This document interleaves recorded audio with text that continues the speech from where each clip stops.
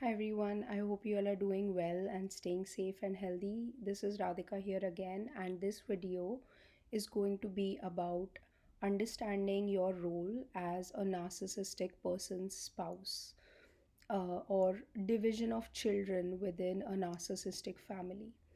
Narcissistic families usually have certain roles that they make the children play. Now, this is in cases where the family has like one or two children or two or three children. The case is a bit different if you just are a single child and you have narcissistic parents. So this does not cover that. But let's say like you had siblings, or your spouse had siblings. And now you're married into this family, and then you recognize that, oh, this is a narcissistic family. So how do you kind of understand the situation?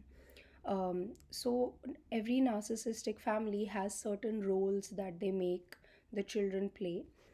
So one child will be like the golden child who usually doesn't do who's usually like the star of the family. That's the ideal child that all the other children should model after, etc. And then there is a scapegoat child who always does things wrong, who never gets praised for stuff, and all the shadow of the family or all the bad things that are happening in the family are basically blamed onto the scapegoated child. There's also often like a neglected child who doesn't pay much attention to what is happening in the family.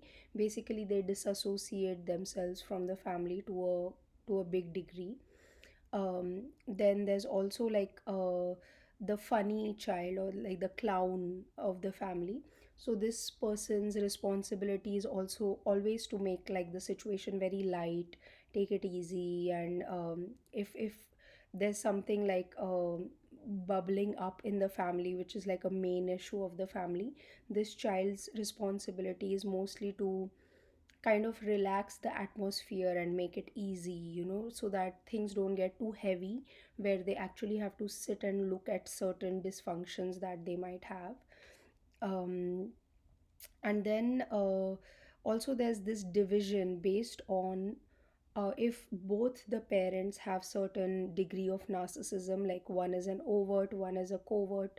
Many times the overt parent will look for the child who has more traits which are similar to the overt parent, and they will kind of take this child more under the wing.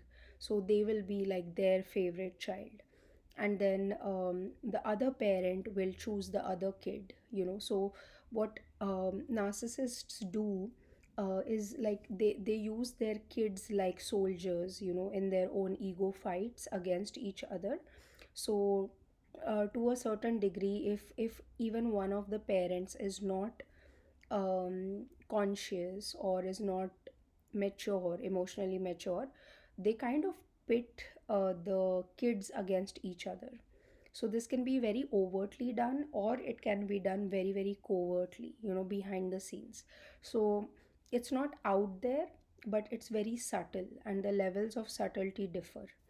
So now, if you are married to into a family which you recognize as narcissistic, what you have to do is you have to understand what is the role that your spouse is playing in this family. Like, are they the giver of the family, where um, your spouse gets used for like money, finances, or is your spouse like the clown of the family, where they always have this duty of making everything light, not taking things seriously? They are the ones who get laughed at, but they are okay with it because that's the role that they play in the family. Or is your spouse the kind of neglected child, that they're always looking for love from their parents, but the parents don't give any, or sometimes they give, but most of the time your spouse is just like waiting for that parental love from your in-laws. So you kind of have to see what role they are fitting.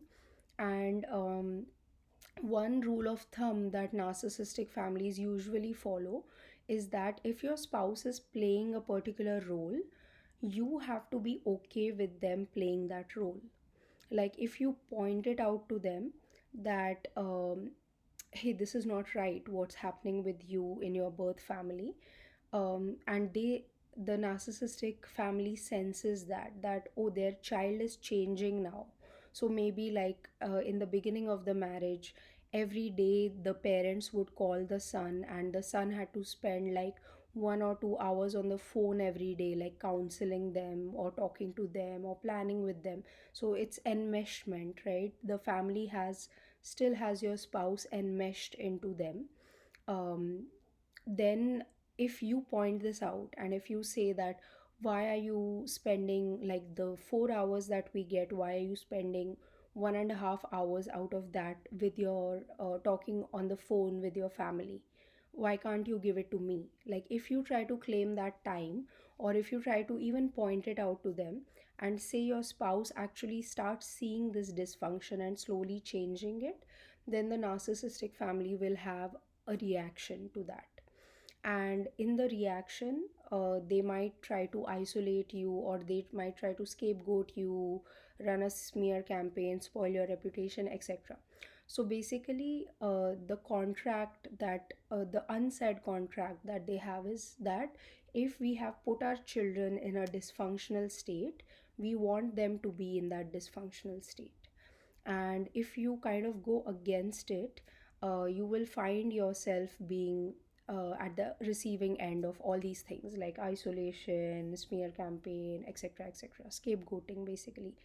um, so so yeah, that is how it is. So we can have like another other videos where we discuss like how to fix this or how to like cope with this. But in this video I just wanted to point out that the unwritten contract is that you should not change the role that the spouse plays in this birth family, even though you might yourself see a certain amount of dysfunction in this, and it might be affecting your personal family, like you, the spouse, and your kids, etc. The narcissistic parents, they still expect the children to play those roles for the rest of their life. Um, and also the another unwritten contract is that you also have to fit into that role in a certain way. So if your husband is like the clown of the family, you also should have that light-hearted energy. So you kind of have to mirror your spouse in their behaviors, so just kind of become an extension of them, so that the family dynamic as a whole does not get disrupted. So yeah, that was this video. I hope this helps you in some way. And as always, I wish you all a lot of love and a lot of light. Thank you. Bye.